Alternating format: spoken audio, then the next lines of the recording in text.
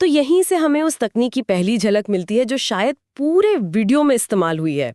एक सच लिया गया कि सेक्शन 16 है, लेकिन उसका मतलब पूरी तरह से तोड़ मरोड़ दिया गया। आपने बिल्कुल सही पकड़ा। इसी को नैरेटिव फ्रेमिंग कहते हैं।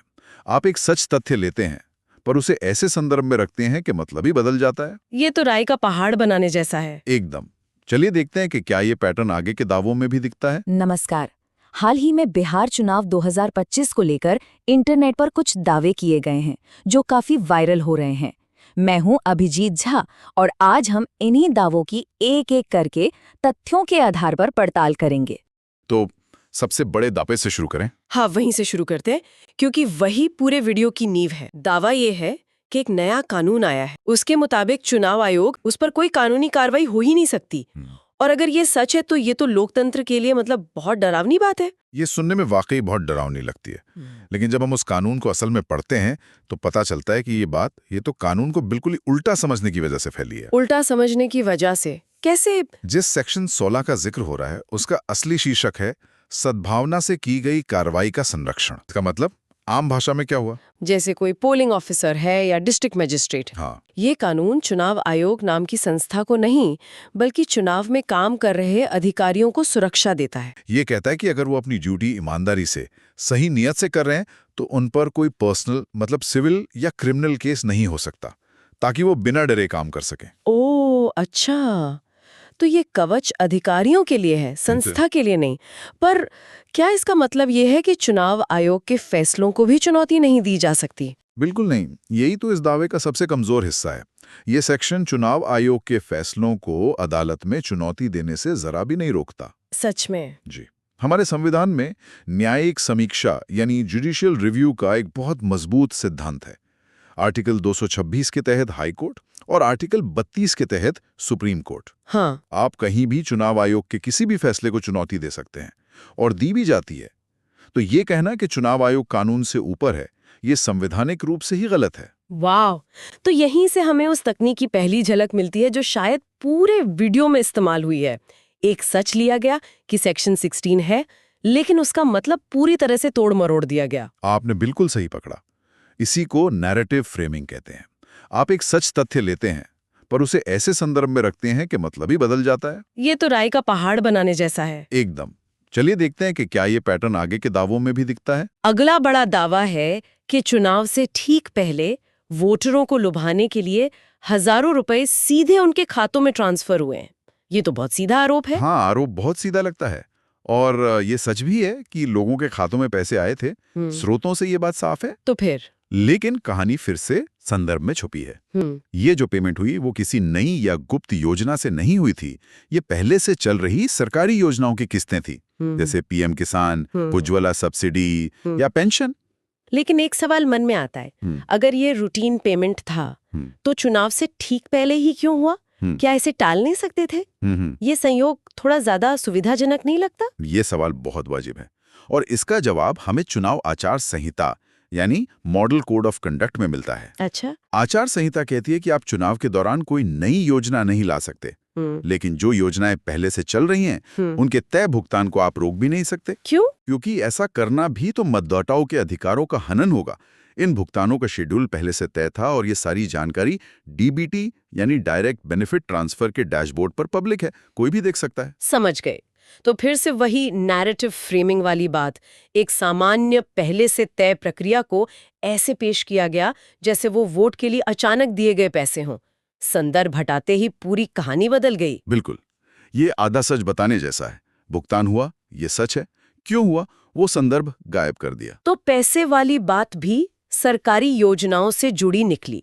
लेकिन वीडियो में एक और गंभीर आरोप है जो सीधे सीधे वोटरों के अधिकार से जुड़ा है। ये कि लाखों लोगों के नाम वोटर लिस्ट से ही काट दिए गए ताकि वो वोट ना दे सकें।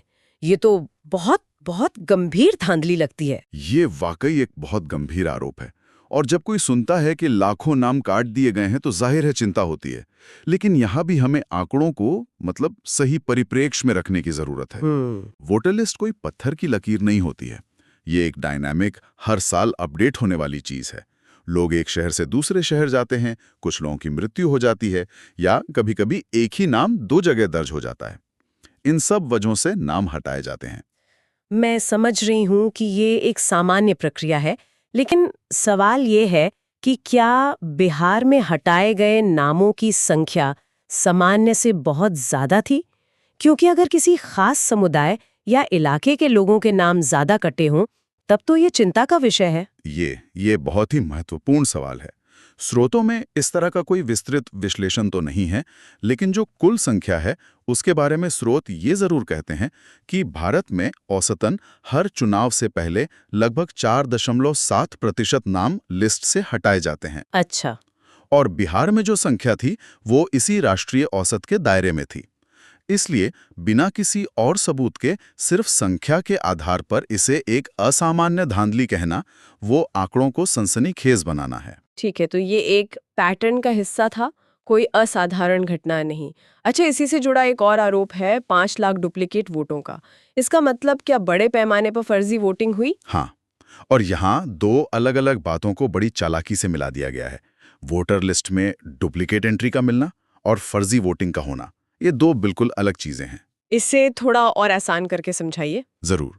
डुप्लीकेट एंट्री और फर्जी वोटिंग में वही फर्क है जो, मान लीजिए किसी लाइब्रेरी की लिस्ट में एक ही किताब का नाम 2 बार लिखा हो और किसी के लाइब्रेरी से किताब चुरा लेने में हो। अच्छा, एक डेटा की गलती है, दूसरा अपराध है। बिल्कुल। वीडियो इन दोनों को एक ही जैसा दिखाने की कोशिश करता है। डुप्लीकेट एंट्री का मतलब है कि एक वोटर का नाम शायद 2 बूथों की लिस्ट में है, और फर्जी वोटिंग तब होती है जब कोई गैर कानूनी तरीके से वोट डालता है। तो क्या फर्जी वोटिंग का कोई सबूत मिला? कोई आधिकारिक जांच हुई इस बारे में? फर्जी वोटिंग तब साबित होती है जब किसी पोलिंग बूथ पर पड़े वोटों की संख्या और वोटर टर्नआउट में गड़बड़ी मिले। वीडियो में ऐसा कोई बूथ लेवल डेटा नहीं है। जहां तक शिकायतों की बात है, तो चुनाव आयोग के रिकॉर्ड्स बताते हैं कि कुल 17 शिकायतें आई थी। सिर्फ 17? हाँ, और जांच के बाद उनमें से 15 झूठी पाई गईं। सिर्फ 2 बूथों पर गड़बड़ी की आशंका के चलते दोबारा चुनाव कराने का आदेश दिया गया, जो एक मानक प्रक्रिया है। अब 7 करोड़ वोटर वाले राज्य में सिर्फ 2 बूथ पर पुनर्मतदान, उसको व्यापक धोखाधड़ी तो नहीं कह सकते। बिल्कुल नहीं। ये बहुत बड़ी छलांग है। ये तो कमाल है।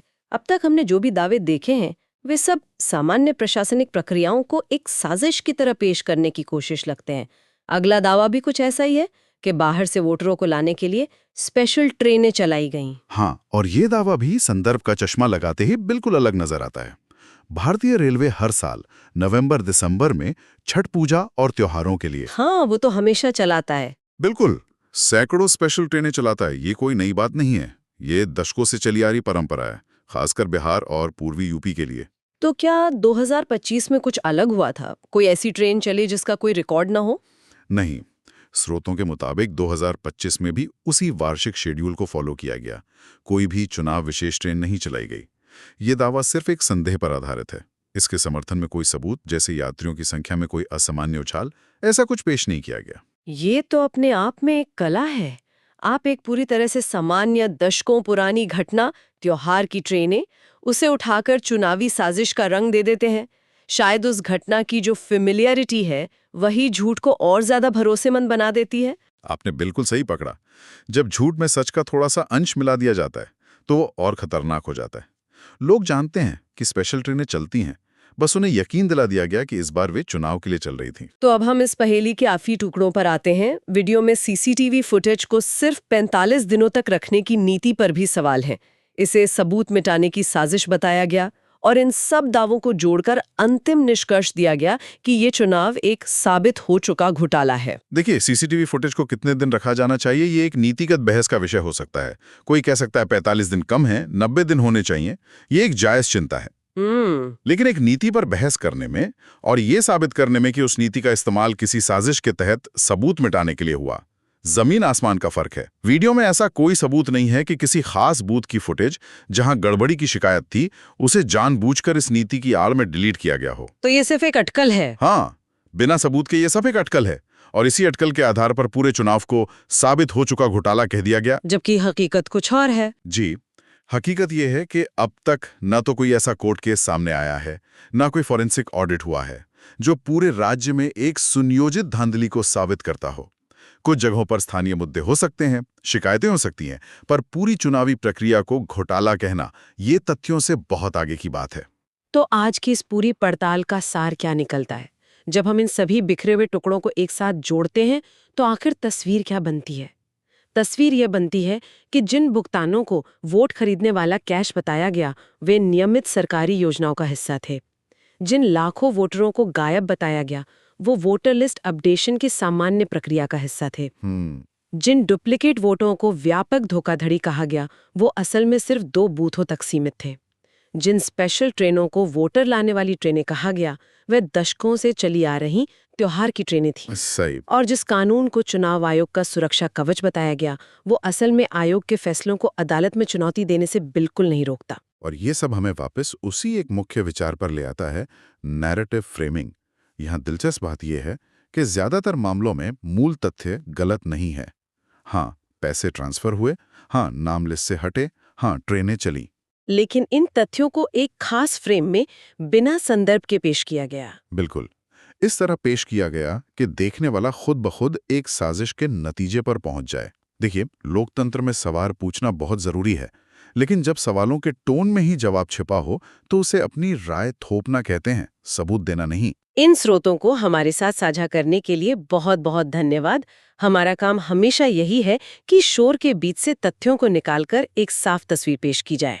आज की चर्चा के बाद एक सवाल मेरे मन में घूम रहा है। जानकारी के इस सैलाब के दौर में हम सब अपना एक पर्सनल फैक्ट चेकिंग टूलकिट कैसे बना सकते हैं? अगली बार जब कोई ऐसा दावा सामने आए, भले ही वो आंकड़ों से भरा क्यों ना हो, तो उसे मानने से पहले खुद से कुछ सवाल पूछें। जैसे क्या इस आंकड़े का कोई संदर्भ दिया गया है? क्या इसकी तुलना किसी औसत या पिछले रिकॉर्ड से की गई है? और सबसे जरूरी, क्या ये सिर्फ क्या हुआ बता रहा है या क्यों हुआ कि एक ऐसी कहानी गढ़ रहा है जो सिर्फ एक ही दिशा में जाती है? शायद असली चुनौती अब तथ्यों को जांचना नहीं, बल्कि उस फ्रेम को पहचानना है जिसमें तथ्यों को परोसा जा रहा है।